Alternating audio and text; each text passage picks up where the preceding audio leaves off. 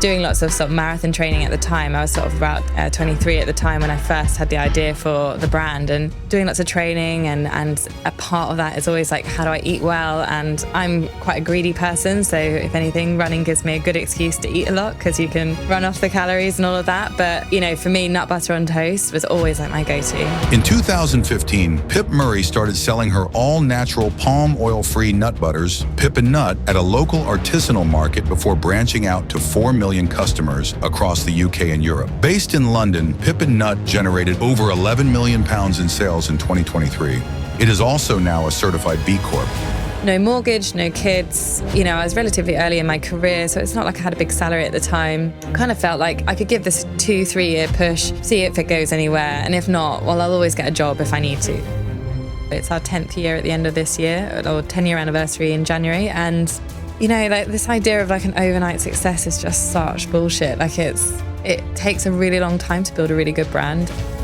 And I genuinely love doing it every day, and I feel an immense amount of pride of like what my team managed to achieve and the kind of brand that we're building. And I think that is success, like when you find your passion, like, and you really feel it. Jesus, this is so good. Your company is successful right now. Can you describe to me the toughest moment that you can remember? That's an interesting question.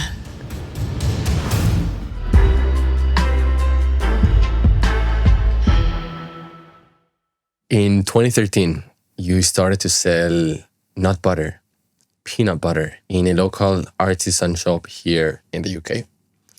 If we fast forward to 2024, you're selling across some of the biggest retailers, not only in the UK, but in Europe, and you're selling to millions of customers. Now, to achieve such a dream, it takes a lot of dedication, passion, drive. Who is Pip Murray, and why do nut butters matter so much to you? That's a great question, a good place to start. I think for me, you know, I've always been a big foodie. Food has been a really big part of my upbringing.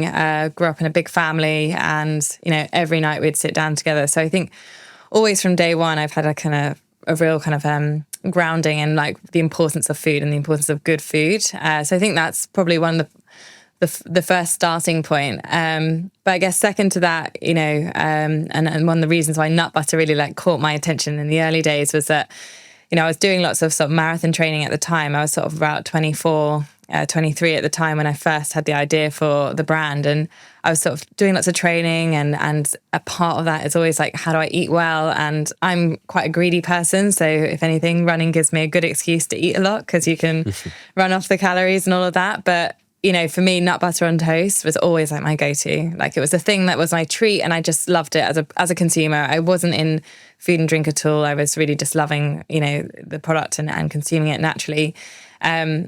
But for me, when I spotted the kind of brands that I was buying in store, like when I looked at the back of pack, every time I saw it had palm oil in, it had loads of kind of sugars and additives, and just really didn't sit well with me as a consumer that was more health conscious, that believed that food should be both delicious and good for you. And I just felt that there was just an opportunity to clean this product up.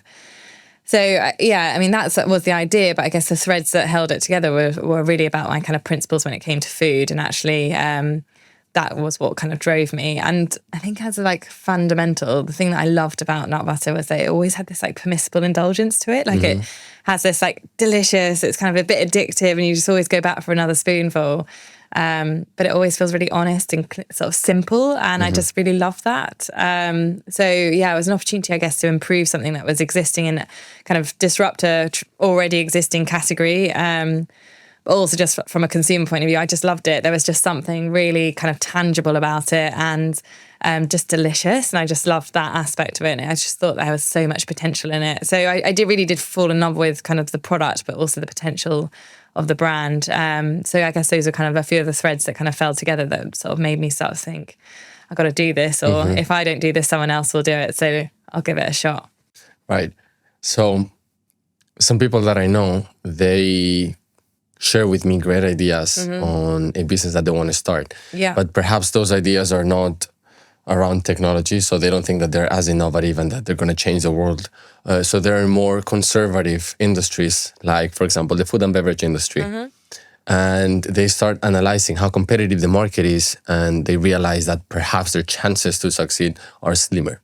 I'm sure when you identified a gap, then you kept on researching on how big are your competitors and how complex is to tap and penetrate the market.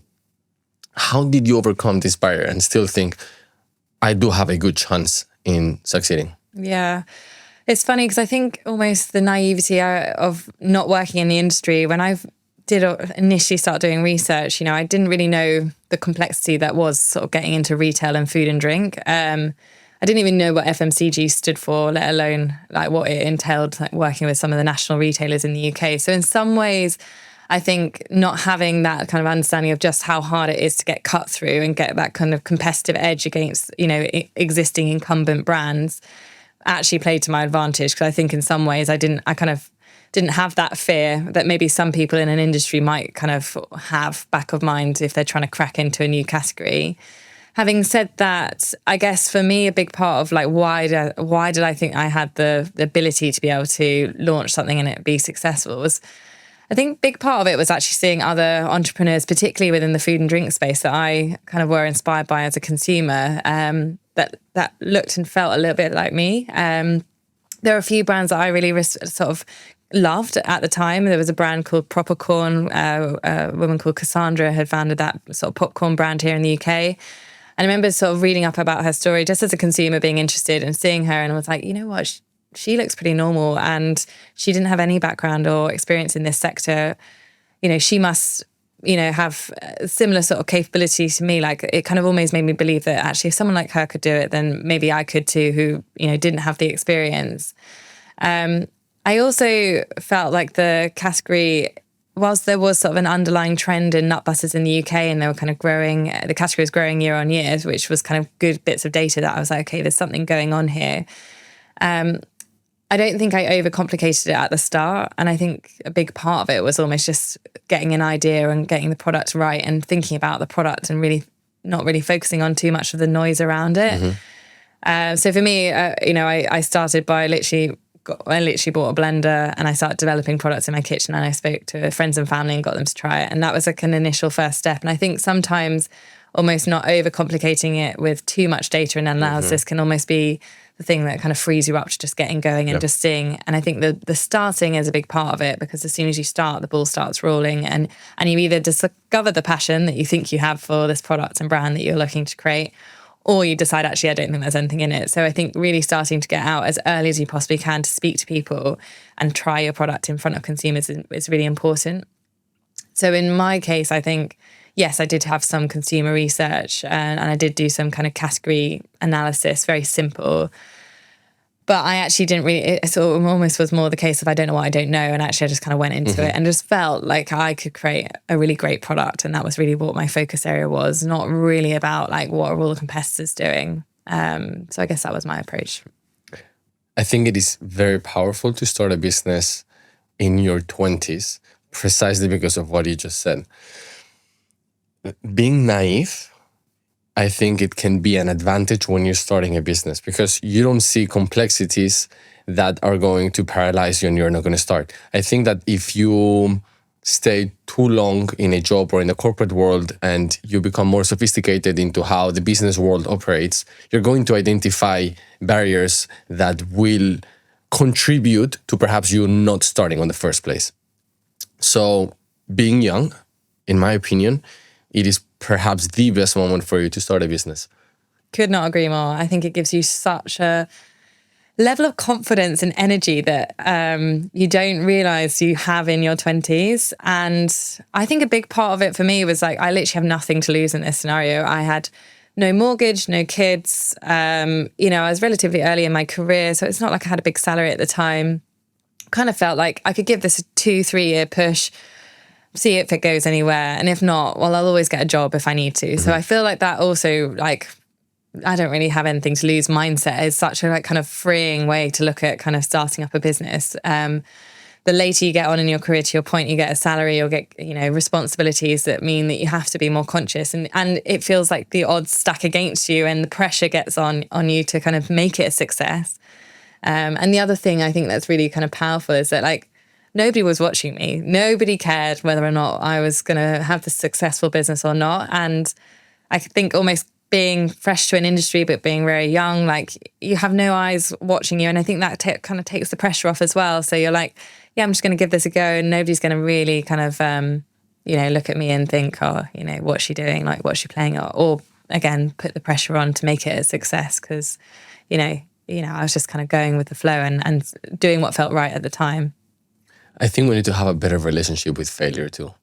Because I think failure is part of the journey to become successful in any way, shape or form. I don't think failure is fatal. But at the same time, I don't think success is final. So if you apply this mindset, then I think it's important to realize that if failure is something that will happen, I might as well fail cheap. Yeah. So failing cheap is exactly what you said. I'm in a stage in my life where I don't have kids, so I don't have anyone that is depending on me. Yeah. Or I'm not married and I need to also contribute into the finances of my marriage and so on. Again, also the opportunity cost of being in a more advanced career stage where I may have a bigger salary that I would have to decline and so on. So yeah, there are so many different powerful and real reasons on why starting a business in your 20s, it is a great idea. And just building on that, I think for me, actually, when I was sort of thinking about my career and where I wanted to take it, I actually felt in some ways, weirdly, that climbing the ladder in an organization was almost harder than just starting and doing something for yourself. And I've always been pretty independent and I love I like working hard. I like kind of putting my all into something. And actually, I kind of felt that I didn't want to have someone else sort of saying whether or not I should get that promotion or should get that job. And actually, I wanted to just prove it for myself and work for myself. So I think there was a big part of like, weirdly, I actually thought the corporate route was actually more challenging because in some ways you're competing against everyone else in trying to climb up that ladder. Whereas, I don't know, if you start a business, it's more in your hands, that you can really run with it and it's in your control. So however much energy you want to put into it, that is what is going to be the output. So I kind of also felt like weirdly, I was like, I think this is like more of an exciting and for me, more easier way almost to kind of get where I wanted to be, wherever that was, I'm going to board us together into this imaginary train and we're going to travel back in time to 2013. When you had the idea, when you started to experiment, what will I see? So you'll see someone, I was living in sort of North London at the time, sort of in a shared flat with some friends. At the time when I sort of first had the idea, I was sort of developing the products in my kitchen, like I said, and I was also sort of taking them down to market stalls. So I was very like in the first couple of years, very much kind of trying to figure out how I was going to make this business work. So you'd see me probably with a blender with loads of products that I was experimenting with. I was doing that, I was still working sort of part-time at my job. I was working at the Science Museum as a theatre producer at the time.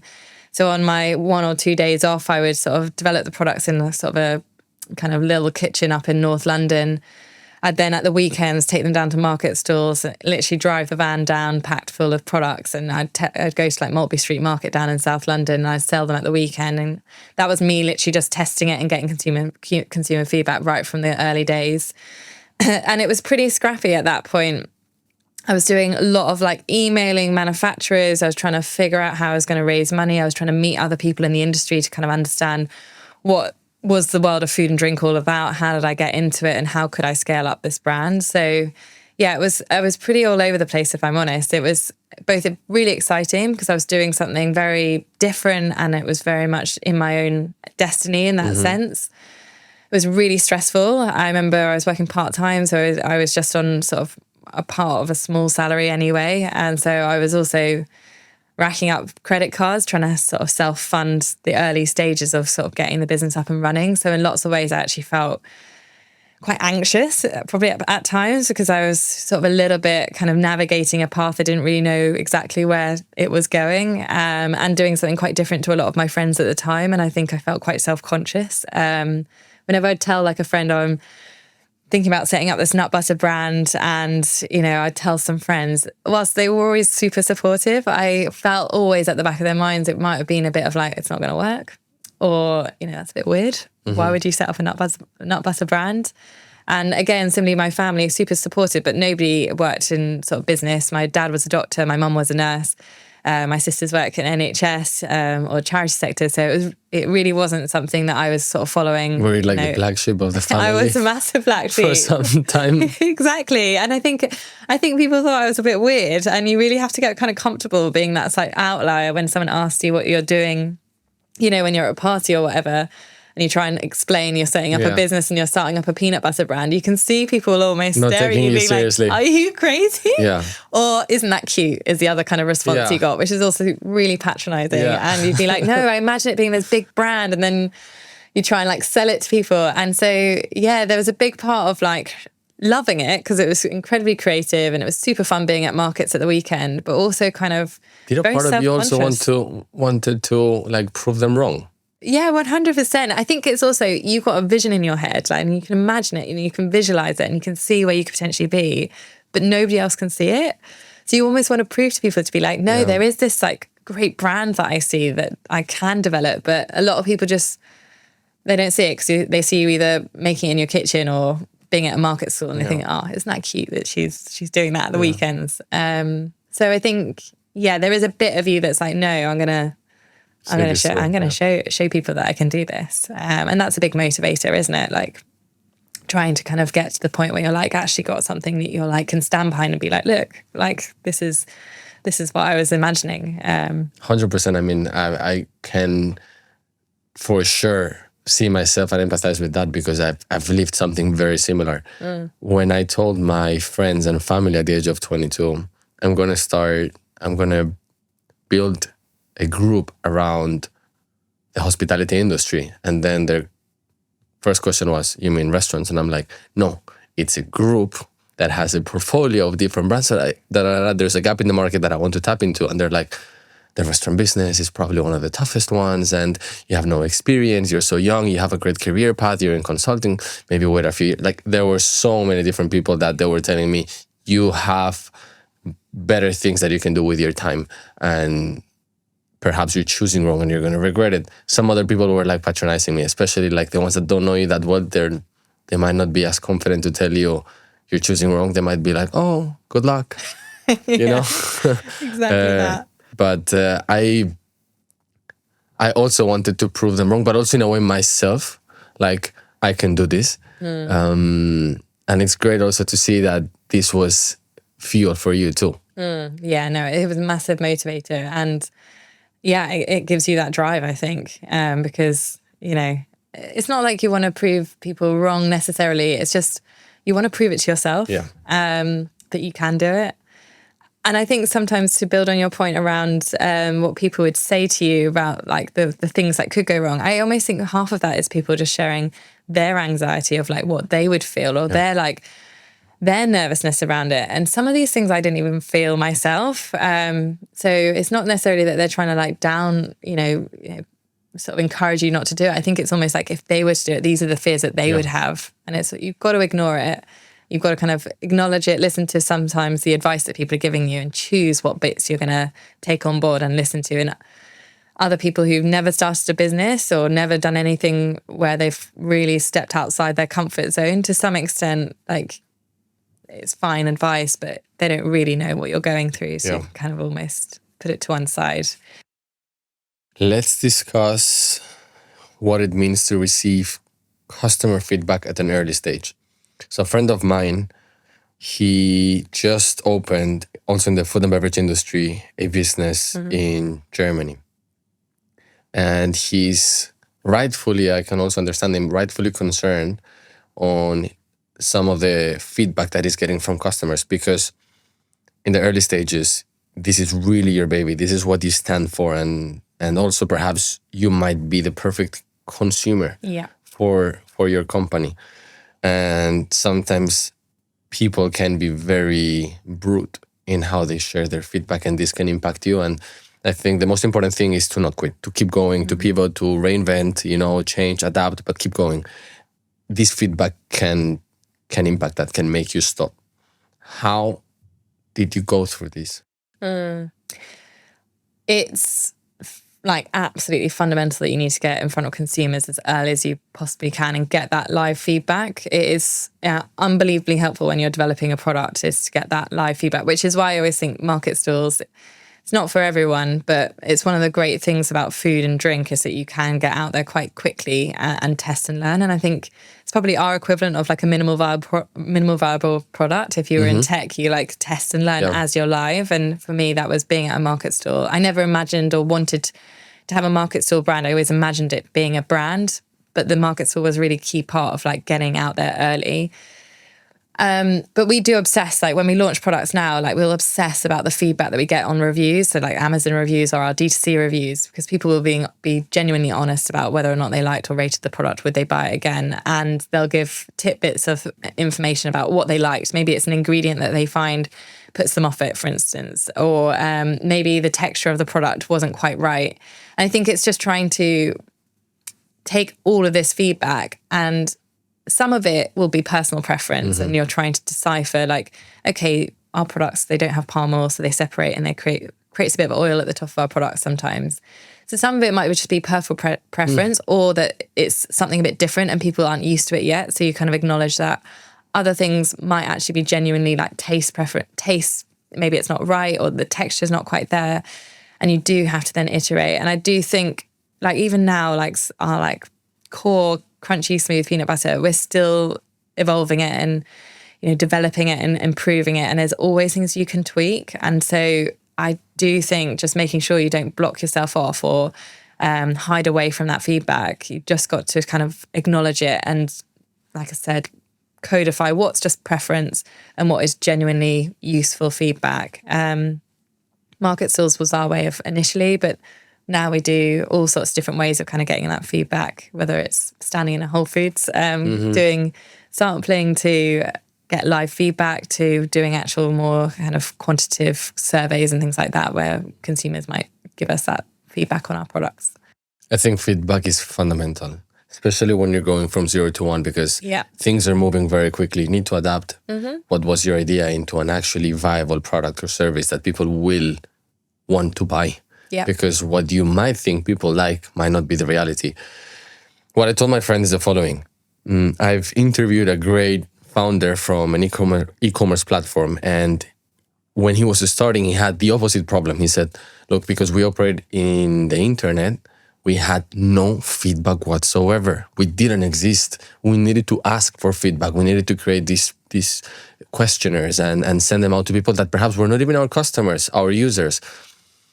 And that is, I think, a much more dangerous place to be than if you get tons of feedback, like in our industries, because then it's just a matter of filtering it. Who are you onboarding the feedback from? Because if you onboard everyone's feedback, then you stand for nothing. You're like a spaghetti company, right? There's no direction. Yeah. But in our case, what we did was identify feedback and put it in aggregate. So when there is aggregate feedback that makes sense, so more than a specific number of customers are telling us this, that's when we need to change the product, the price, the taste, whatever it is. You said that this was initially a hobby, but you wanted to convert this hobby into a global brand. That is ambitious. How much does money drive you? Yeah, I mean, money, it's, for me, it's not the driver. It's, in some ways, it's a marker of success. I do recognize that in myself, that, you know, we hit certain revenue numbers or growth numbers, I can recognize that, okay, we're doing something right. But a big motivator for me is more around the impact we're having with consumers. And particularly when I see consumers really loving our product, and like, or, you know, I might be working an event at a weekend with my team and I hear people, I love that brand, and they'll walk past Pip Nut stand or whatever. That for me is like more of a marker of like genuine success, that you create something that people are really genuinely, you can tell that they love it, and that in turn you're also doing them some good because your products are healthy and you're kind of promoting that kind of lifestyle. That's more motivating. But money is a funny thing, because in many ways, you know, whether we're working towards any kind of exit or anything like that, getting to that exit point is almost demonstrating that you've been able to do the thing that you said you were going to do, rather than the output of the money that you get at the end of it, if that makes sense. It for me isn't a particularly big motivator. I'm not a hugely, consumerist person. And in some ways, I think when you have too much money, it actually, detaches you from, or it makes you, it harder to connect with friends or things like that. So in some ways, I think money is a funny thing to be able to, when you have a lot of it, I guess. But yeah, I think it's, Pip Nut, we're a B Corp, and a big part of like what I feel most passionate about, and when I really like feel it in my tummy, is like knowing that we're building a brand that is genuinely good and pushing boundaries when it comes to sustainability, and that my team come in every day and they genuinely enjoy what they do. I think that for me, I get a bigger sense of like pride than I do when I just see like a kind of revenue number or valuation that we've achieved or whatever that is. So yeah, I guess what I'm trying to say is I have mixed emotion with like money, because in some ways I think it is indicative, and it is one of the key indicators, I guess, of success in inverted commas. But I don't necessarily think it's like the long-term driver, particularly, and I say this, when you're having a year where maybe your growth isn't as strong, or maybe you haven't delivered kind of your budget that you expected to do. And I find in those years you really do have to like lean more on like actually what is the brand genuinely doing for people, and therefore getting fulfillment from that rather than just the revenue number. But don't get me wrong, there are moments where ego kicks in, and you can feel yourself slightly playing into the kind of like the flywheel of like always wanting to chase as much growth, and you have to keep reminding yourself like, why am I doing this? Or if we are trying to, I don't know, break into a new market, like check your ego. Is it something you believe the brand should be doing? Is it the right thing for the brand? Or is it you're trying to prove something, if that makes sense? And I do find I have to sometimes tussle with that. I think finding purpose beyond profits is not only useful, I think it's fundamental. If you're starting a business in this day and age, because as you said, some months, some quarters, some years, especially in the early stages of a business, you won't be making money. And that's normal. That's normal. It would be not normal if you're making tons of money in your first year. And if your main driver to start a business is to make tons of money, you're going to quit. You're going to quit on your first year, most likely. And that's what you don't want to be doing. You need to, as much as possible, convince yourself that you shouldn't be quitting. If you have purpose that is beyond profits, in your case, you clearly had one, because you would have been the perfect consumer for this and you wanted to see this through.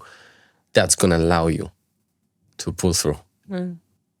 Yeah, and it's also a really long journey as well. So if you're just chasing money the whole time, like Pip Nut, it's our 10th year at the end of this year, or 10-year anniversary in January. And like this idea of like an overnight success is just such bullshit. Like it takes a really long time to build a really good brand. And then if anything, like brands that have grown too fast, and particularly I'm thinking like kind of consumer kind of, and in the kind of food industry in kind of Europe, it just takes time to actually get into the hearts and minds of consumers in a way that actually isn't just like a quick buck. And so, some of the best brands that I respect in my industry have taken 10, if not 20 years to get to the point where they're like iconic, if that makes sense. And that is what you want to achieve, not just like you manage to deliver X number of million revenue and create a really successful exit. Really, brands that are here to stick around in the long term are ones that have been built consciously and in a sustainable way, not in just a hockey stick. And so I think that's something to kind of recognize, is that these idea that you get like a 5-year, you flip the business in 5 years, is generally the brands that probably won't be here in 20. Do you think investors share this idea? Because some investors, they want an exit in 5 years, 7 years. How do you convince them of exactly what you're saying? Yeah, I don't think every investor thinks that way. And that's a challenge. I think whenever you take money from anyone, you've got to recognize that they'll have their own agenda and they'll be pushing you in the right direction, in certain directions. Having said that, I do think if you get the right people that understand the sector that you're in, they will, I think, appreciate the fact that growth is shouldn't be at all costs. And that if you're, we're a B Corp, so any investor that invests into our business has to sign up to our articles of association, which in them says that our company has to deliver on stakeholder governance, i.e. profit, people and planet as well on equal footing. So there is an element of like being upfront, I think, with certain investors that this is the kind of brand that you're building. But don't get me wrong, I'm sure that there have been times where I felt the pressure of like, we need to deliver more growth. And I think it's just trying to have to push back in terms of what that growth will, if you're going to achieve that growth, what cost will that be at? So I think be careful where you take money from. Be really mindful of like who you're taking money from, because if they don't understand the sector you're in, they might have unrealistic expectations about the speed of growth that they think that you should be achieving. And they won't understand the compromises that you'll make by kind of chasing that target, that growth rate. Aside from running my company, I'm also an investor in a number of different companies, mainly early stage companies. And I was recently introduced to a particular project, and the founder, he comes from the cryptocurrency industry. And he's a great guy, but he's the type of person that he believes that he's just one deal away from being set for life. And when I do that, or when I achieve that, the day after, I'm going to be very rich. So that's the kind of mentality that he has. And I've met a lot of people like that, by the way. But in this case, he was introduced to me in the form of, do you want to invest in my project? And I think the idea is good. I just think, and I told him very clearly, because I think the best form of advice is to be honest. I told him, I think the idea is great. I just don't think you're the right person to execute this idea, because businesses take a lot of time to take off the ground. At least this is my experience and what I've seen in my business and in businesses that I have analyzed that became successful in various industries, not just in one industry. And I think you're the type of person that if you don't see results very quickly, and these results are mainly from a financial perspective, so that seems to be your most important KPI. How much money are we making? How does my bottom line look like? Not how many customers are we retaining? Are we penetrating at the right growth rate, so on and so forth, like things that maybe don't translate into real money, but they are very important indicators on how your business is performing. You might be quitting much earlier than what it really takes for this idea to become successful. And for those reasons, this is not an investment for me. I do believe the idea is amazing. Perhaps if you change your mindset, you could, I believe, this is my humble opinion, you could turn this around. But as of now, I don't think you're the right person for this. And he gave me the meanest look and he said, thank you. And then I received an email the day after saying, I've been thinking all day about what he said.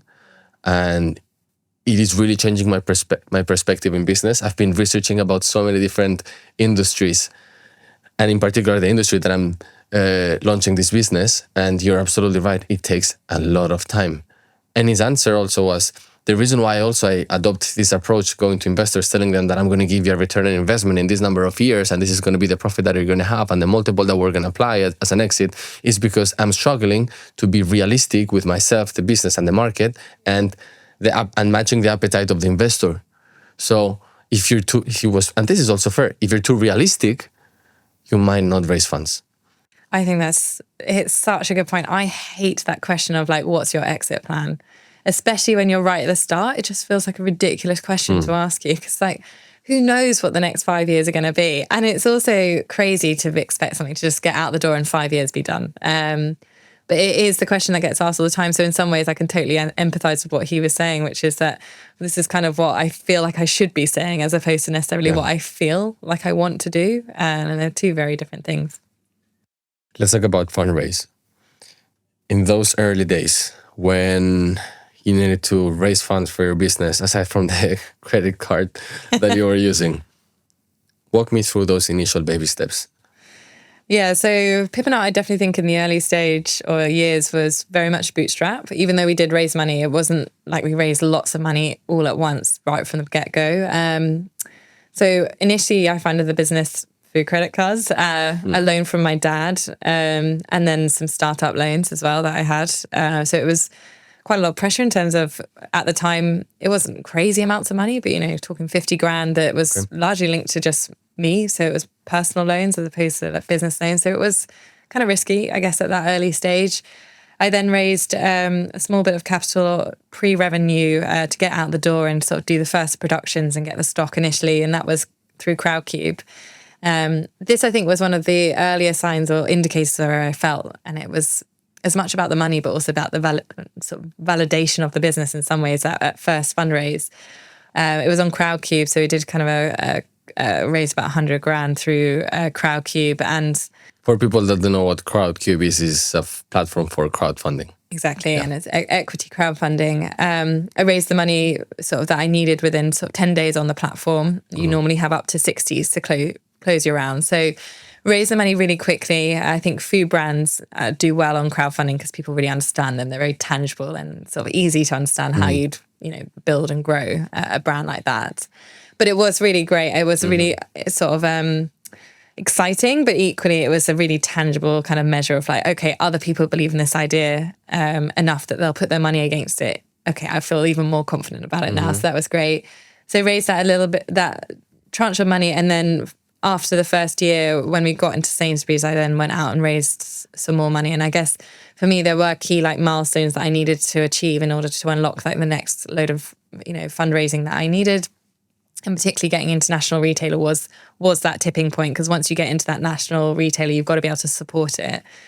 So over kind of like the course of the last sort of 10 years, the last fundraise I did was back in 2019, but we've raised about sort of 5 million for the business. And that's through crowdfunding, angel investment, and then venture capital as well. And then we've also done some debt financing. So it's been a real like mixture of all sorts of different financing and different investors, I guess, getting involved at different stages. But been really fortunate over the years not to have, we've never taken private equity money by choice in some ways, because I think that sort of drives a certain type of business and sort of timeline, I guess. So my investors have been incredibly supportive and all within the kind of CPG, FMCG sector. So have been also quite tangibly sort of able to help in a way that the money obviously was one of those help, but, actually be able to help unlock and help support me as I was growing the business. So I'm probably one of a case study that sort of really celebrates the journey I've been on from a kind of fundraising point of view. I've had really kind of fantastic people involved in the brand. But equally not raise crazy amounts. Like there are definitely points where I think I could have raised more money, but kind of actively chose to try and keep it quite lean. I think you tend to be smarter with how you invest in your money in sort of marketing activity or in your team if you're kind of more sort of mindful and a little bit feel the stretch. I think that's important. So yeah, I think it's a balance, but making sure, like for me, it was unlocking funding at certain tipping points for the brand so that I knew that like I had the momentum behind it to be able to unlock the capital, but not taking so much that then I kind of bloat our P&L with loads of kind of glamorous marketing campaigns that actually weren't going to necessarily drive the ROI that I needed. What about dilution? A lot of founders are particularly concerned in being diluted, especially in the early stages of a business. Yeah. How did you develop an equation to know that this is the right amount of money that the business needs, but at the same time, I'm not too diluted? Yeah. I mean, like I said, I think running a business on a bootstrap in some ways is like a good kind of mindset to have in, because really you're only ever getting enough money in the business to get you to that next bit. So I was really, really lean. Like I would watch every penny that ran through the business. And I would also sweat as much of other capital around the business as I can, getting long payment terms, getting bank invoice financing set up, making sure that with us, customers, that they pay us as quickly as I can. I think there are other ways of also thinking about money other than just like raise capital, particularly within kind of product-based businesses. But in terms of just making sure that or what was my mindset about dilution, I think in some ways I did recognize that I'm a sole founder, so I don't have a co-founder. So in some ways I kind of felt it was more important to get the right people into the business who can actually support and coach me, as I didn't know the sector at all. So I did need to kind of have experience in those early years. Like getting good people in was actually a real value in itself. My main investor is a guy called Giles Brook, and he run Vita Coco across Europe, Middle East and Africa, and he set up various other food brands and, was a general manager at Innocent. So he had loads of experience. He basically taught me everything I knew in the food and drink space. And I think for me, he put money into the business. He is our largest investor. The value that he's given us, aside from the money, has been so worthwhile. And I don't think I would have got to where I am today without those sorts of people involved in the business. Having said that, like I said, being very conscious about how much money you need at any one stage, like being really clear about your forecasts and projections, and being ambitious but not sort of ridiculous. And I think if you make sure your forecasts are in a way that sort of feel realistic, you'll make sure you take the right amount of money into your business and be like more moderate in the way that you anticipate spending it, if that makes sense. So yeah, I think dilution for me was never really something I felt nervous about. If I got the right people in at any one stage, I think was the key thing for me. And did you ever face a question from an investor or a potential investor? Did they question the fact that you had no experience in the industry? Yeah, it came up all the time, and particularly in the early days. Pre-revenue funding rounds are some of the hardest, especially if you don't have industry experience to kind of sort of lean on. It though also was one of the reasons, again, if you get kind of experience on your cap table, get investors who know the game. And I used to kind of always reference Giles in like pitches and decks and stuff like that to be like, I might not necessarily have the experience, but I've got, great people, by my side who are going to help support me in doing that. So they can be valuable in that sense as well, because other people then be like, oh, okay, that person, they've got the right people around them, or they believe in it, so I'll believe in it too. But it was often, did often get raised at funding rounds. And actually the reason why I initially went to crowdfunding in that first pre-revenue round was because when I went out to angel investors and I was looking for 100K, like I said, I got every investor said no. Any investor that was putting in more than 5K or 10K or 15, 20, 30 at that time said no. Nobody backed me at that early stage. So I was like, fine, I'll just go to crowdfunding and fund it through a mixture of friends and family, some industry people who might be willing to chip in a small amount, and then the rest of the crowd will take over and I'll just raise it that way. So yeah, I had probably about 30 pitches to various different investors pre-revenue. All of them said no. And that was therefore my other way around was crowdfunding. And that was 2014. So yeah, if we fast forward to today, if you want to raise funds today, is it much easier for you to raise funds? I think it's probably harder. I haven't raised money in the last few years, so I don't know. But from every industry contact that I know, they say if you can avoid it like the plague, do, because it is super hard. And the valuations that you're getting these days are not where they used to be. So it's even tougher from that kind of dilution point of view. Again, it just comes back to just making sure you're being really mindful of how much money you need, because you don't always need to take capital, and we shouldn't always be measuring ourselves by like how many millions we've managed to raise into the business. It should be about how much you've managed to make that capital stretch and what revenue you've therefore been able to deliver off the back of, maybe a few £100,000 that you've got into the business. And I think if I were to do this business again, if I could, or if I was to start another business, I'd try and do it without raising money. And I think there's something really empowering about owning as much as possible, for sure. I think it would be a really interesting kind of test to be like, can you scale a business without taking capital potentially? So yeah, that's my thoughts on that one. For a period of your journey, you were employed. So you were a producer, a theater producer. Yeah. When did you decide, or how did you decide, now is the right moment for me to quit?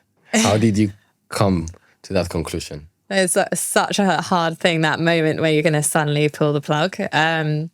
So yeah, when I first had the idea for the brand, I was 24. It was in 2013, and it took me 2 years to get the products from my head into Selfridges, which is when we officially launched the business in 2015. I quit about a year and a half into that kind of startups journey, i.e. the stages that I was just trying to figure out the supply chain. I was figuring out the product development and the branding and the packaging and all of that behind the scenes stuff, which you need to kind of basically have a business.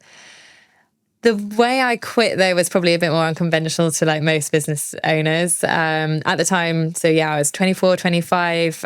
A mentor of mine sent me a link to a competition that was being run by a company called Escape the City. And Escape the City are like a recruitment company for getting people leaving their corporate jobs and joining startup or scale ups. And they were running a kind of PR competition for startups to basically work rent free and give desk space for one or two entrepreneurs to kind of get their business off the ground.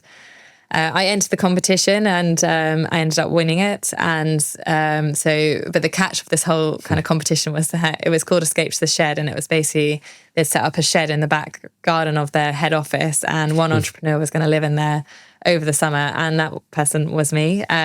So when I won the competition, I quit my job the next day. For me, it was a really weird 3 months, but it was an opportunity to live rent-free in London, desk space in their office, to be able to kind of do the crowdfund, like I said. So I raised the 100 grand that I needed over that summer. And then after which I could start paying myself a small salary and sort of move out of the shed. And yeah, I never turned back since. So I really did push it right to like the edge where I felt kind of comfortable in myself. But yeah, that competition was like one sort of small little lever that I pulled on to try and sort of quit my job. But yeah, I would say I thought it would take a year to maybe get the product from my head into retail. It ended up taking 2. So it always takes longer than you think it's going to develop a product. And I'm sure it's the same for any other sector as well. And yeah, I would push it as far as you possibly can before kind of really kind of quitting.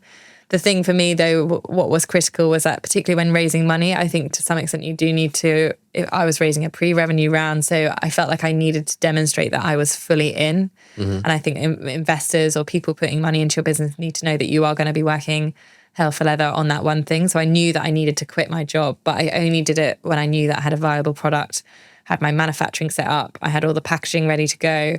I had a first kind of indicative view of like a couple of key customers like Selfridges that were going to launch. So really, I was at that real tipping point where I was like, okay, I know I've got a commercially viable product. I can make this work, but I just need some capital to get going. And I need to be able to give this like all my time now. So yeah, push it as far as you possibly can before you need to kind of pull the rug, because yeah, I mean, depending on what life stage you are, everyone needs to be able to pay the rent, or everyone needs to be able to like buy food. So yeah, don't kind of do it too early. You went from idea in 2013 to 2 years later in 2015, selling your products in Selfridges and Sainsbury's. Yeah. How did you achieve this? Yeah, I mean, the Selfridges was one of, I mean, it was so amazing when we won the listing. And that particular kind of retailer was, you know, from a volume revenue point of view, it's pretty tiny, but what it does for your sort of credentials as a brand, you know, if Selfridges back your product, it gives everyone a bit of a tick to be like, okay, so this brand's like, it's good enough to be stocked in their food hall. It's an iconic place to be listed. But my biggest way of like kind of building in retail is always about sort of always doing it in steps, particularly in the early days when you're trying to build your brand, but also test your product still with consumers. So Selfridges helped us unlock likes of Whole Foods. Whole Foods have, you know, 5-6 stores in the UK. So you kind of use that retailer to kind of sell into the next sort of stage up. Whole Foods then helps you unlock the likes of Ocado, which is like an online retailer here in the UK, but still relatively small. Ocado, if you kind of can prove yourself in Ocado, then you can then use that to unlock Sainsbury's rather, which is like a national retailer here in the UK. So really build it brick by brick and use every, the previous kind of retailer to kind of prove the success as to why it should work in the next retailer.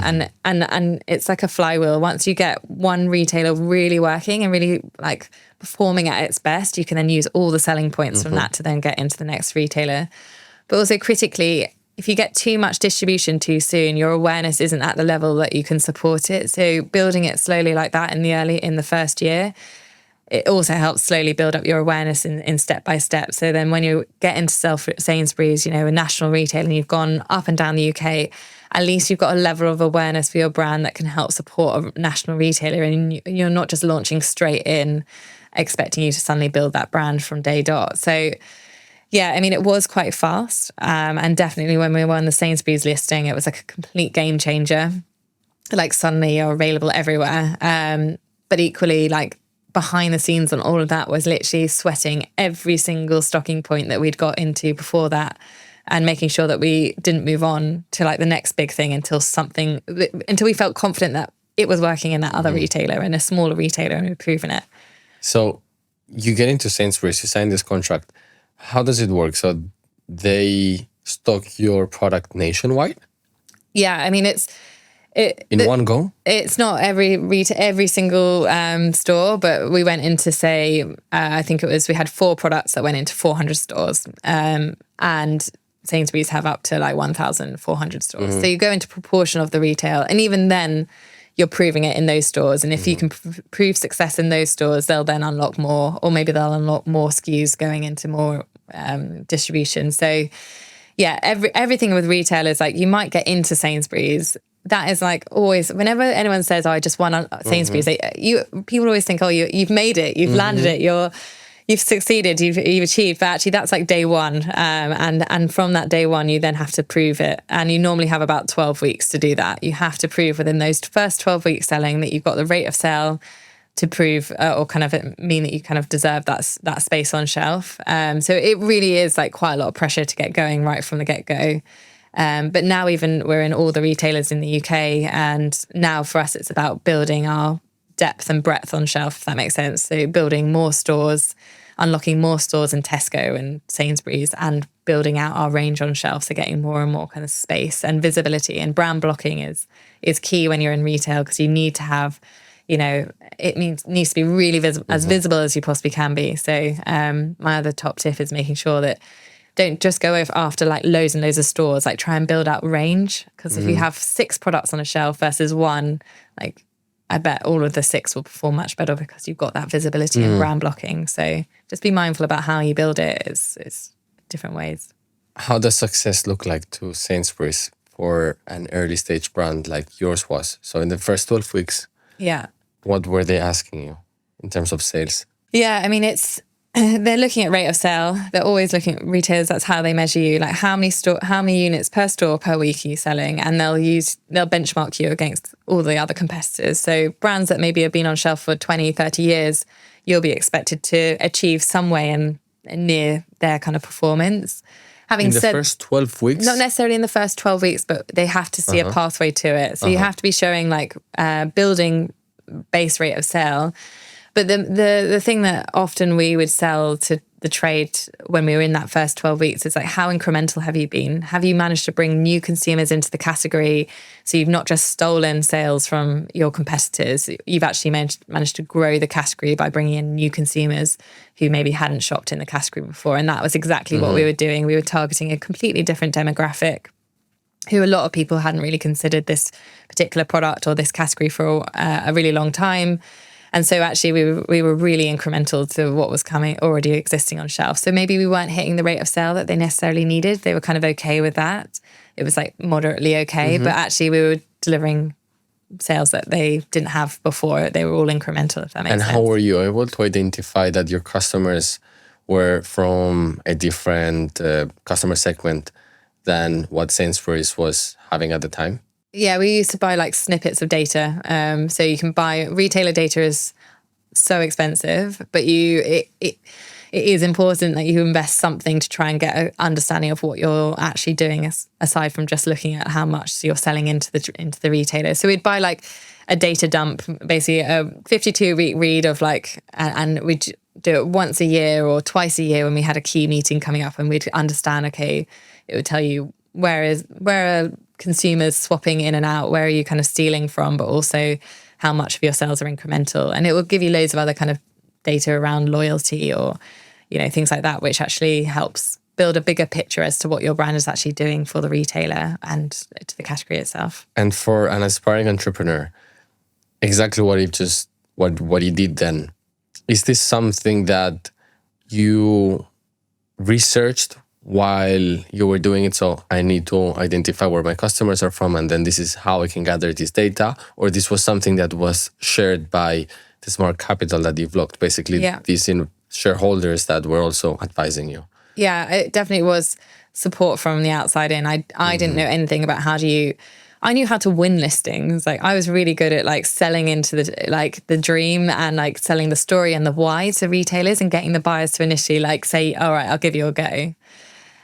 it's a very different thing growing a retailer and really driving sort of penetration within that retailer. So that's when you either need like to hire someone, you know, who in sales who kind of understands how national retailers work, or you work with your kind of investors if you've got kind of industry expertise at your side to help kind of give you these kind of, there are certain rules of the trade that I think you have to conform with, and there are other things where you can be different and unique. But yeah, when it comes to kind of retailers, unfortunately, data is important. So you do need to be like grounded in sort of rational information, as opposed to just like all about the kind of passion, which only gets you so far, if that makes sense.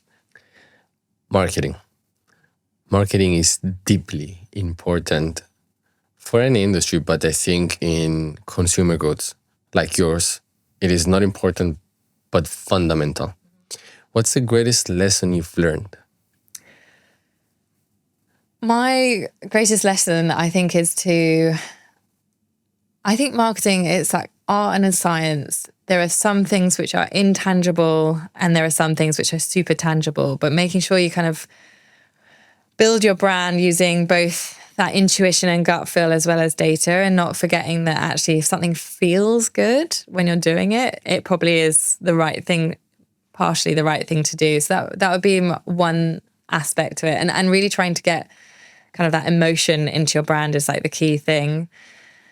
The second thing is just you have to try and be as distinctive as you possibly can, and try and create a brand that has as many kind of distinctive assets as you possibly can, so that you can really create a bit of a moat around your brand and try and, you know, probably there are lots of people that could make peanut butter, but it's the brand and the way you make your product and the way you tell your stories, which is like the most important part of brand building, I think. So I think, you know, for us, even just our, you know, I'm a big believer that invest early doors in really great branding for your packaging, really strong kind of identity, and our logo is really kind of distinctive and playful, and I like to think quite memorable.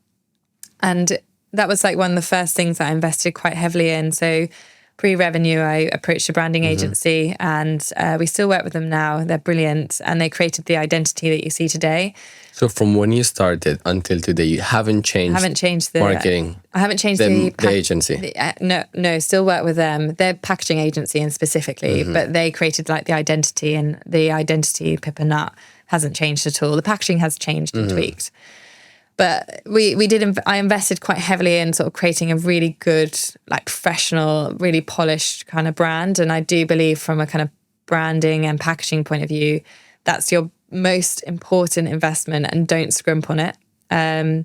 So I developed the brand that you see today pre-revenue. I actually gave them a little bit of equity to do the branding in exchange, obviously, for everything that you see today. And I think having that investment early doors has really made us stand out. And I think particularly when you have a physical product where every time you make a change to your brand, you have to, I don't know, change all of the packaging around it, which means like a lot of wastage, because you have to, you know, put aside all the packaging that has old branding on it. And also you're building a brand, and you've got to try and build memorability of your brand. So the more you change it, the more it's then difficult for consumers to recognize it, if that makes sense. So establish and invest early in great quality creative design from a kind of identity, logo, packaging point of view, and it will pay back in dividends in the years to come if you've managed to build your brand on really solid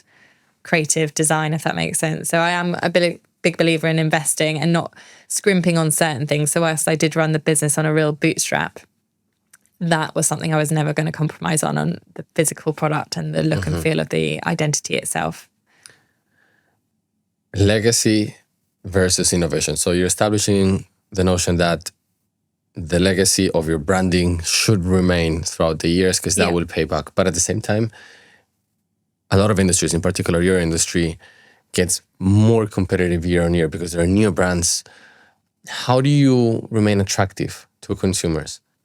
Yeah, you've always got to, like, you think you're out front when you launch, and then everyone catches up in terms of, you know, either because they see you're doing well and they try and like mirror what you're doing. So you've then got to like decide what's the next thing, and how are you going to kind of defend yourself. I think that's where, if you're very distinctive, so Pip Nut, we've got a squirrel in our logo, and we're quite a playful brand, and our tone of voice as well, the way we speak as well as the way we look is quite different from a lot of our competitor set. And if you've got that kind of distinctiveness very early doors, then you'll always have those assets and that ability to be able to kind of be more memorable maybe than your competitor set. Having said that, you do still need to kind of push the boundaries about what it is that your brand stands for. And I think for me, that's where constantly, for us, sustainability is kind of part of our, like, what we do as a business, but we really do constantly push ourselves to do better from a sustainability point of view, whether that's, for instance, we're a carbon neutral brand. We pay a lot of attention to all of our sourcing. So we really go deep on our supply chain and make sure that we're sourcing really sustainable nuts and working with our farmers to really invest in sort of really innovative farming practices to kind of really, again, make sure we're both getting the quality, but also a really strong provenance story. So paying attention to all those things that actually can help differentiate you and stand you apart from your competitor set. But then innovation, I think, we launched lots of different flavors and new products now. And I think that also kind of helps you build your brand and build the kind of, your kind of, the creative aspect of it, kind of from a product point of view, helps stand you aside from maybe other competitors who maybe are a little bit behind you. I think you have to continually innovate within your core and outside of your core to be able to keep in front. But it does start from having solid foundations. I'd like you to describe to me your day. So you wake up in the morning and what do you do when it comes to work? In 2015, and then describe to me a work day in 2024. Yeah. So 2015, so bearing in mind there was me and one other person in the business. We were a two-man team in 2015. I was running the supply chain. I was looking after all the national retailers. And I was also doing marketing on the side. So it probably involved some sort of like trying to do some Instagram posts on the tube on the way in. Back then, I feel like the world of social media was much more kind of rough and ready. So I could get away with probably looking a little bit not quite as slick as what we are today. Depending on what was going on, like manufacturing and operations really did absorb a huge amount of my time. It was also an area that I definitely wasn't strong in. So that would have looked like anything from like trying to get a grip on our forecast, understanding how much nuts we needed to buy for the next sort of 6 months to kind of import those over from California, for instance, to wrangling my manufacturer to get the stock out the door that I needed to then sell into, I don't know, a Sainsbury's or something like that. But then there were also slightly more glamorous bits of my day. So in the early sort of years in particular, like telling the story was like the biggest way to get the word out there. So press, because we were kind of like a hot new brand, I used to get so many sort of requests from a press point of view, or doing kind of influencer kind of events or things like that. So we really did sort of build the brand through advocacy and sort of word of mouth in those first few years. So yeah, being pulled from very different sides of your brain basically was my first, if you were looking at me in 2015, going deep into kind of like operations to then suddenly having to be really creative or tell the story in a really kind of engaging way of the why I set up the brand to someone impress. If you fast forward to now, so there's about 30 people in the team at Pip Nut now. It's a really different job where I'm very much less in the doing and more in the kind of sort of coaching and supporting my team. I often find it funny because when I started up the business, all I thought about was just the brand and the product and what I was going to make.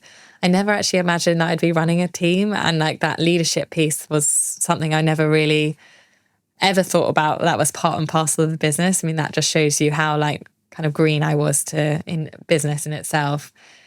So yeah, now sort of not being so hands-on, in some ways I'm a bit of a doer, so I really do love just getting involved. So I have to kind of sometimes pull back and allow my team. I really have to kind of restrain myself from getting in their areas, but really know my job, and doing my job well is like kind of coaching them along the sides. But there are certain things, and some advice that a friend of mine in the industry said to me was that as the founder of the business, running a team like I do now, you've got to focus on the things that only you can do and let go of the things that actually aren't your areas of expertise. So for me, I try and prioritize in my day, having conversations like this where nobody else can tell the story as well as I can. I prioritize being with our customers, because again, like if I spend time with Tesco or Sainsbury's or Asda or Morrison's, like that is going to be time well spent, because they'll engage with the brand in a different way, because I know that I'll tell the story of the brand in a way that no one else can. And being really close to product. So I still get really in the detail when it comes to any product that we're launching, and it's the area that I probably get my sense of flow from. So yeah, if I can really make sure that I'm sort of thinking about, I don't know, it could be as simple as like what kind of sea salt we want to have in our next product, because we want to have a nice provenance story with it. I don't know, just an example, but those would be the things that I spend my time on, like when it's the real brand side of things. So yeah, it's really different. Early days, it was like packing the van, you know, placing the orders, doing the PR, whereas now it's much more of a leadership role, but also still very much on the kind of face of the business, if that makes sense.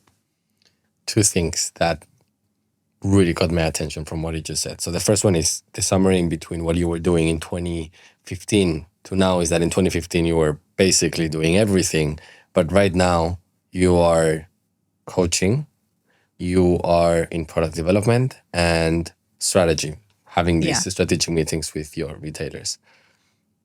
The second thing that really caught my attention is the fact that in 2015, you were distributing across 400 different stores, Sainsbury stores, and there were only 2 of you.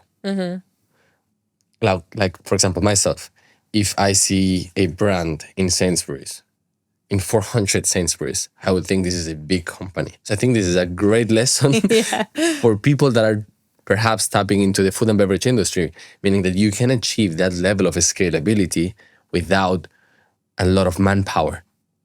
Perhaps maybe little sleep, but not a lot of manpower. Yeah. Oh, you can do so much. And importantly, like outsource bits that you don't need to do. So we had like outsourced finance support, outsourced PR agency. Like there were some things we always kept in-house, like social media and things like that. But yeah, be super lean, because one of the I think is the best things about starting up a business is that like the first couple of years, or throughout your whole business, you've done every single job in the business. So whilst I'm not an expert in operations, and now if I had to run our operations, I couldn't do it. But I know it inside out. I understand every principle that's gone into kind of building our brand. And I've pretty much done every person's job at one point or another during the growth of the business. And over time, I've dropped these things away as I've brought, you know, the real experts into the business. But it does give you a kind of knowledge and understanding of your business that you just could never do if you just helicoptered in and were like the MD, if that makes sense. So I think there's a real strength in like being really lean and doing everything yourself, because then you really understand it from a practical point of view. But yeah, you don't need a lot of people in the first instance. And I've always hired when we're creaking, you know, when you can really feel like the business is stretching, and I'm like, right, now we need to hire someone, not in anticipation of growth. I'm like, we land the listings, then we build the team, as opposed to the other way around. That's just my way of doing it, because I believe in running a really tight ship, and it's fared me well. Maybe there are probably times where that's kind of backfired, and I've hired too late, and it's got us into difficult situations. So yeah, it swings. Some things we've done well, and some things I'm sure in situations I've not done it quite so well. You briefly mentioned about the topic that I'm going to ask you right now, but I'd like for us to deep dive a little bit more on it. So you initially started with one product. Yeah. Right? For the people that are not watching this, just listening to it, it would be a nut butter, peanut butter, to be particular, or to be specific. But if you fast forward to today, you have multiple types of nut butters, each of them with various different flavors. You're also sell nut butter cups, which, by the way, they are addictive. And you recently launched the energy bars. Yeah. For anyone that is looking to start in the food and beverage industry, would you recommend them to start with one product or with the range of products to better penetrate the market? Yeah, I'm a believer in focusing on one category initially. So we were in the peanut butter category in the UK, and building and establishing yourself really well in that category. So I do think it's important to have multiple products within that category. So we had 3 products initially, a peanut butter, almond butter, and a coconut almond butter. And we built that range out quite quickly. So we started to kind of innovate with flavors and different formats and sizes, things like that, quite quickly in those first couple of years to kind of build out our visibility on shelf and build out the range on shelf so that we had brand blocking effectively. The moment you jump into a new category, so for us, we were in confectionery and we're also in cereal bars, so they're 2 different parts of the store. You multiply everything by 3. So you've got more buyers that you've got to look after. You've got more marketing spend that needs to go and support each of those different product ranges. You've also got 3 different supply chains. You've got, just complexity that comes when you go multiple category, and it can distract you from actually like doing one thing really, really well. I think what's made us, or certainly lessons I've learned over the years, because we have had innovation that's failed quite quickly in other categories because we launched them too soon in our journey. But I think what has made us successful in what we've been doing recently is that our core, where we started nut butter, we've got really good market share. We're the number 2 brand in the UK now. So we're starting to cement ourselves in that space, and we are confident when we go into retailers. We've got a really strong story to tell about why, we're doing well, etc. So it's enabled us to kind of then divert some of our attention somewhere else and channel energy into making some other categories successful. So having a strong base is key before you start to kind of straddle into lots of other stores and then other categories. And because if you do it too soon, you spread yourself too thinly and you end up just doing nothing well. And you then don't get any competitive edge against any of the bigger players in the market who are already at that kind of scale where you haven't quite achieved it in any areas, if that makes sense.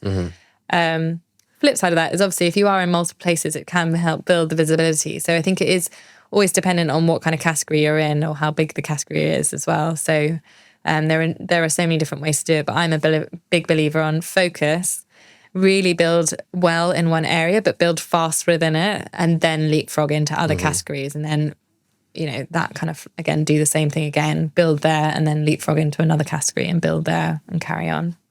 I had the same conversation with the co-founder of Double Dutch, which is tonic water. Yeah. Her name is Raisa De Haas. And basically she grew the business, her business with her twin sister from nothing to selling right now just a bit over 2 million bottles every month. And her answer to this was the following. Even if she had more capital to start with to produce a wider product range, she wouldn't have done it because of 2 reasons. The first one is that when you're penetrating a consumer market, if you offer too many products, you're confusing the consumer. People will not really get what it stands for. What is the niche? What's the gap that you're trying to cover in the market, right? So in your case, you're not using a specific types of oil, so on and so forth. If you have a lot of products, maybe that dilutes a little bit the message because there's too much that you're trying to teach them.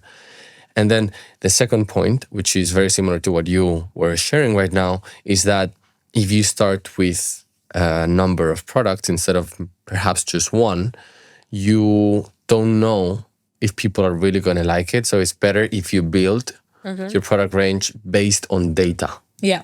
On the feedback that the market will be giving you as your company slowly grows. Yeah. Yeah. You want to get that product market fit. And it's hard to do that when it's hard to know when you're in so many different places. But yeah, I couldn't agree with her more around making sure your consumers understand what it is that you're doing. The more stuff you have out there, the more harder it is to get that messaging landed. I was told that you still today, after several years, consume on a daily basis your products. I was also told about your favorite breakfast, which is sourdough. Yeah. With nut butter and fruit. Yeah. So I've asked my team to prepare that for us. And also, I've asked them to prepare for us I don't usually have breakfast, but if I'm going to have something for breakfast, it would be this. And it's actually using one of your products. So it's basically a fresh date with a little bit of, love that. In this case, almond butter with sea salt on top. So good. So what we're going to do, thank you very much, Tim. So what we're gonna do is you're gonna try my snack. I'm gonna try your breakfast, Amazing. and you need to describe my snack with 3 adjectives, and I need to do the same. Okay. Let's do it. Right. Jesus, this is so good. You want to go first? So the way I describe that, indulgent for me.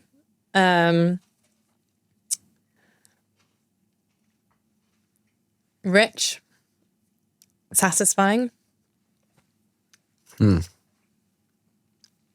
Actually, I'm going to have another one as well.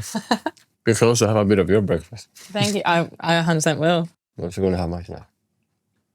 So yours is definitely rich, energizing, Mm-hmm. and addictive. Addictive is such a good word. That is what everyone always says about our brand. They're like obsessed is the word. They'll be, oh my God, I'm addicted. This stuff is like crack. I can't stop eating it. Yeah. I think obsessed is a better way to frame it, because if you write somewhere addictive, Yeah. people are going to be like, Is why? that a good thing? Yeah. Yeah. No, 100%. That is why, back to your first question, I loved it because people do get really obsessed by it. They really just go back for more and more and more. And I love that. But what's great about it is it's healthy, it's peanuts, it's almonds, it's protein, it's fiber. Like, it's good for you. So It's amazing. I mean, right now I'm a bit distracted to continue. So your products, they literally taste like success, like literally. Your company is successful right now, but I am very sure that you've gone through very tough moments in your journey. Can you describe to me and try to point back into the toughest moment that you can remember? yeah, I think I think the toughest moment I always lean on, and actually I hold a kind of thought in my mind around it, which is nothing can be as bad as it was in that moment. So actually things that I've faced since have never felt as scary, actually. But in early doors in the business, 2-3 years in, we had quite a bad product recall that we had to manage. And bearing in mind at this point, we were sort of in national retailers, so we were in sort of Sainsbury's and Tesco, and there was one particular product that we had to kind of pull from the shelves. Basically, there was a fault with it that meant that we couldn't sell it. But more than that, we had to kind of take stock from the retailers, and it was a particular issue which our manufacturer had not been honest with us about something that they were doing. And it was a really stressful period, because when you have to do a product recall, you have to pull all the stock from the stores, and then you have to, say if it's a certain batch or kind of production date, you have to then pull that also out of your warehouse, and there's a huge write-off basically because you can't sell that product anymore. You've also got to manage kind of your relationship with your retailers, who are rightfully so really pissed off when these sorts of things happened. And then also manage your manufacturer, who at that particular moment in time, after that moment, I ended up moving away from them because they just kind of broke some of the trust that I had sort of instilled with them. But the reason why it was just stressful, because it was like managing a product issue. The cost of it was so significant, like it went into the hundreds of thousands of pounds worth of stock that we ended up having to kind of write off.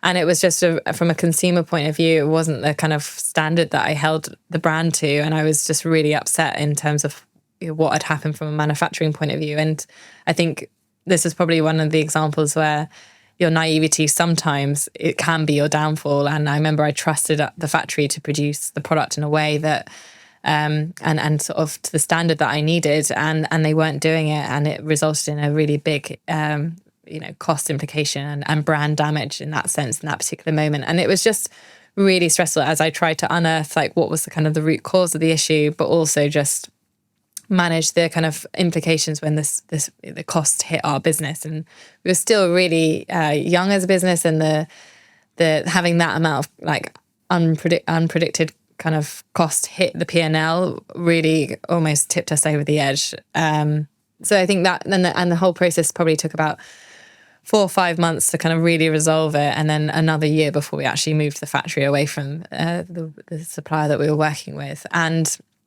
yeah, I think it was the first time where I was like, actually, there are times where I feel like we need more expertise in this business, because we're now a brand that's sold nationally. We're a product that's eaten in every single person's home. You know, hundreds of thousands of people were buying it every year at that point. And actually, these sorts of issues were ones which we couldn't have anymore. So it was super stressful on lots of different fronts. And it wasn't the kind of thing that I would ever want to experience again, because it is so damaging to your brand in those early stages. But even now would be, you know, catastrophic in terms of when you have a product recall. So in some ways, having gone through that, it kind of really grounds you in sort of, you've at least seen what the worst that can happen in terms of from a product point of view. And it really made me kind of, I guess, be a bit more protective of the business and less trusting with certain manufacturers, and to protect myself in that as well. So I think it kind of gave me a little bit more kind of strength and a bit of probably experience that I needed to have in order to kind of continue to build the brand. If you would allow me to look into your thoughts back then, what were you feeling emotionally? What will I see? I think at that particular moment, fear probably was one of the biggest emotions or feelings that I had. I felt embarrassed, I think, as well. I felt like I had been a bit too trusting, like I said, of a manufacturer, taken their word for something, and really I should have been more rigorous in the way that I kind of validated what they said they were doing. And I felt deeply upset, I guess, about the impact it had. I'd been building a really successful business, and I remember it really clearly because the night before I'd won a Women in Business award, and I remember being sort of, this is super exciting. It was obviously a really nice evening, and it was the next morning that I got the call from the Food Standards Authority saying that a batch of products had to be removed. And when I discovered it, it wasn't just one batch, it was quite a few batches that needed to be destroyed. And it was like a real kind of high to real low moment. And yeah, I remember just feeling like I had took my eye off the ball, I guess, in that particular moment, and gotten a bit too caught up in the kind of hype of building the brand, and actually some of the fundamentals were not sort of solid. So I was sort of, kind of annoyed at myself, I think, for being so sort of reckless in that sense. So it was definitely a hard lesson learned. And the final point on it, I think, is like what I think most founders will feel at any one time in their business is that you realize that you feel quite alone, because really the only person that's going to sort this out and manage this and has to sit with it is you. And you're the only one that's going to get, you've got to be the one to dig deep and fix the issue. And this is literally, in my case, my name is on this product. Like, it's your reputation in every sense. And so, yeah, you do feel quite alone when it's really difficult and nobody's going to give you the answers. It's only you that's going to figure it out. And that I found really difficult. And I think even now it's a bit different because the team's bigger. And so there's bigger and there's more experience and, directors and stuff in the business. Whereas back then it really all was on my shoulders. So yeah, it was quite an isolating time. And I remember not really having, friends just would not get it. Like, wouldn't get like what kind of pressure that put on me, and family as well, like would understand, but they wouldn't really understand. So yeah, I'm sure every business owner though has been through that. How did you bring yourself to an equilibrium state of mind? A few things, I think. Speaking to people that I trusted about exactly what was going on, I think is absolutely key. I mean, obviously it wasn't something that I like advertised and told loads of people about at the time, but, a few trusted, friends in the sector I would speak to. And what always really helped was that when people said, oh yeah, I've had that's happened to me. Or when people shared something even worse, always made me feel better, because I was like, okay, I'm not the only one fucking up in this situation. I think that helps. Basic stuff like running has always been like my thing to kind of relieve stress. And at that particular moment, almost having like really good structure and making sure I continue to look after myself, because like actually trying to like release the stress in some way was like really important. And then I think the third thing would just being like knowing that this will pass, like really, but the most important thing is to act now and do something about it and see a sense of progress and feeling that you're at least resolving the issue and facing into it, not avoiding it, but just dealing with it here in the now. And I think that's the only way you can take it when you've got something that you're sure isn't going to just fix overnight. It's going to take at least 3, 4, 5 months to kind of resolve itself. Like you just have to take every day, but lean into it and don't avoid it. Just keep chipping away. It's probably my 3 things that I did in that particular moment. I do 2 similar things to what you've just said. The first one is benchmarking. So I think, unfortunately, sometimes we benchmark ourselves, especially as entrepreneurs, too much on the businesses or other entrepreneurs that are performing better than us. And I think that's good from a reference point of view. I'd like to be like, in a way, like this person, or grow the business like this other person did, or my business should look like that one. And you can mirror things that perhaps could be healthy. But when things are not going well, if you are only looking upwards, that could be very emotionally sensitive. I think from time to time, it's also very healthy to look, sounds bad to say downwards, but look at other cases where there are companies that are not performing as well as yours, or that went through similar things that your company is going through right now. And that is not to make you feel like you're better than anyone else or your business is better than another one. It's just for you to feel that you're human. Yeah. And that as a human, things are not perfect. And life is not about perfection, but progression. And that's okay. So I do that also. Then the second thing is exactly what you've just said. Put things into perspective. Sometimes we magnify things like, oh my God, this is so big. And this is just a moment, right? Like what I do in that particular moment is I try to imagine myself in 10 years. What am I going to be doing in 10 years? And all of a sudden, this seems so small. I might be with my kids. I might be with this business, or I saw that I'm doing something else, whatever it is. But just seeing that there is continuity in my life, that there is a tomorrow, that there is a future. Yeah. And that is guaranteed unless, for health reasons, I am not here anymore. But if health is there, if I'm healthy, there will be a tomorrow. And that just makes this problem smaller.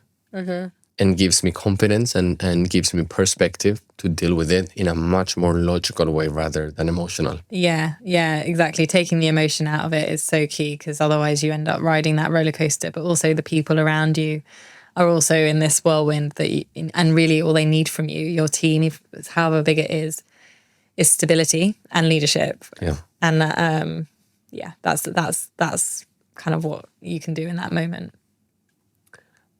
Pip, do you think you have been lucky? I don't believe in luck. I do believe in timing. I think timing has been definitely on my side in terms of, I think I launched the business at the right time from a consumer point of view. I also think the timing of when I launched the brand and the product in the category, I was sort of, it was the right time, and it was the right time in the sense that nobody else had been and done something similar. So I felt like I had that edge. So I think that was in some ways lucky, but in some ways it was also that intuition piece of like, I saw the opportunity and I executed it well. I genuinely believe that you graft and you work to create the opportunities that are sitting in front of you, and it doesn't happen through happenstance. So yeah, I don't think I've necessarily been lucky. I think I've just been bloody determined, I think is probably what I would say. If you could quantify percentage-wise how lucky you've been towards your success. That's an interesting question. Oh, gosh, it sounds sort of arrogant to say that you haven't had much luck in it, because the other implication is that it's you that's done it all. I would put 30 to 35% of it is down to luck, I think. In terms of timing, I think timing is everything. And that's what gave us the initial kind of headwind, or the other way around, the push. The rest, I think, is just hard graft. Thank you. Thank you for the honesty. Forbes. You made it to Forbes list in 2018. When you saw the nomination, How did you react? Surprised. I think a big part of these sorts of things, at least for me, or that I carry or have carried over the years, is that sort of, because I didn't work in the sector, I've never really known how to do things, or whether I'm doing things right in inverted commas. And I think these sorts of awards help validate that sense that, okay, well, I got to be doing something right. So yeah, I think it holds something in that imposter syndrome piece that I think a lot of people carry when they're sort of doing something very new to them, and they haven't necessarily got loads of confidence in themselves to really like feel like they deserve to be there. And so getting the Forbes 30 under 30 for me was like a sense of recognition that I probably needed at the time, but it wasn't necessarily something that I assumed I should get. To me, and I think it's fair for me to say that was the same for my twin brother. We don't come from the hospitality industry, so we don't have experience in this industry. We come from, I studied computer science, which is totally different, and professionally from the consulting industry, consulting. So we've always done things in a way that looked right for us, from an emotional perspective, but also obviously from a professional point of view, all the different processes that we have implemented, methodologies of doing things, the values that we have implemented into the business, the culture, and so on. And because we don't have industry experience, I really felt like is this the way that I should be scaling? Is this really the way that we should be doing things in a particular aspect of the business or another one? And getting some small recognitions from wider institutions give you a small boost of confidence that allow you to think for a brief moment that, yeah, perhaps I'm right. Perhaps I'm right. And I think that's okay. In your case, did Forbes contribute in any way to the growth of your business? Directly, I don't think no. Indirectly, yes. I think confidence is a big part of like your own development over the years. And the more confident you feel in yourself, the more likely you'll be able to make smarter decisions or faster decisions, or believe in the vision that you've got even more. So I think in that sense, it sort of helped. But I'm not a big believer that awards get you any further down the line. In fact, I think you have to be careful sometimes in spending too long navel gazing about how great you are instead of actually just cracking on and working on your business. Because ultimately, like, you know, the day-to-day is what matters, not just the like nice awards ceremony where you get recognized for the achievements or what your team have achieved. So yeah, I think it's more important to kind of acknowledge it, feel proud, than the next day go into work and carry on. How would you define success? I think for me, success is enjoying what I'm doing, to be honest. And there are definitely days, or have been weeks sometimes, where I found it quite difficult at Pip Nut. There are definitely periods of time which are harder, but if I find myself day to day, like literally loving going into work, or like just finding it satisfying, I genuinely think, work plays obviously a really big part of my life. I like run a business. It's integrated into my life, and I feel real happiness at the thought that I found something that I really love to do, and I genuinely love doing it every day. And I feel an immense amount of pride of like what my team managed to achieve and the kind of brand that we're building. And I think that is success. Like when you find your passion, and you really feel it, that's it. Because not everyone has that, or has had the privilege that I have had over the last 10 years to build something from an idea into a household name. Like, I feel like that is such a privilege to be able to have that journey. So yeah, I'd say that was probably success in sort of a very personal way, I guess. Would you say you're successful? Yes, I would actually. I think I recognize that the brand that I've built is one that is well loved and established. And I think there's something really cool knowing that like every day there are literally millions of people that have my product and they get it out of the shelves and they have it on their breakfast or as their snack. And I play a little part in someone's day and I make it a little bit better in my in a small way, but I still think significant. So yeah, I think in that sense, I do believe that we've had success. Thank you. Thank you so much for coming. Thank you for being so authentic. I'm going to briefly share how you and I met.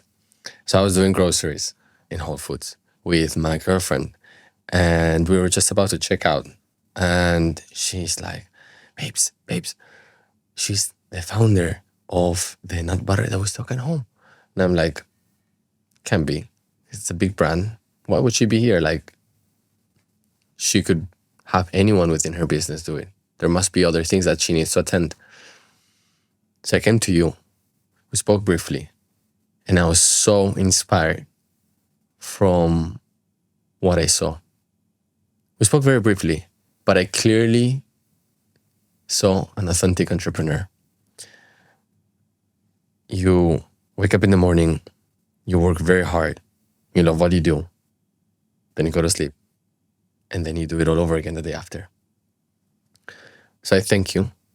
I thank you for being a reference to many, and I also thank you for making people like my girlfriend a little bit happier every day.